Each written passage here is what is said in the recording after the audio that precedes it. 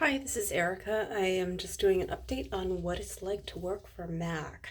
So I worked for MAC Cosmetics in a couple different forums. One was working at an Ulta pop-up, and one was working at basically a standalone MAC.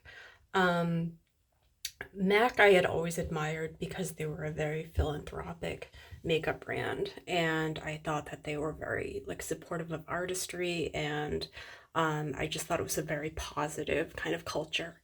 Um, when I got in there, though, it really wasn't that way, and I'm not trying to be negative on MAC, but I think just things have changed. I know they've been bought by Estee Lauder. It really just felt more like a sales job.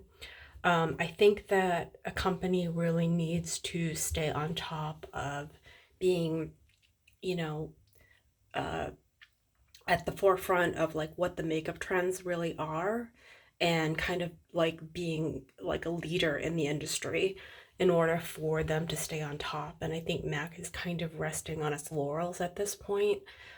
They were huge in the 90s and they really, no one's really talking about them anymore. Um, it wasn't the supportive culture that I had hoped it would be. The boss that I had would actually make up lies about me, like kind of just like stepping away from the counter when I hadn't, even though she would like step away and go buy shoes. It was just kind of like backstabby and just not a supportive culture at all. And the regional managers just kind of like bought her stories, and it was unfortunately just not a good fit. So, if you're thinking about working for Mac, I think it was at one point really kind of focused on the artistry, and I think it's just changed. That you might get into a good environment with a good manager, but I just didn't have good experiences with Mac.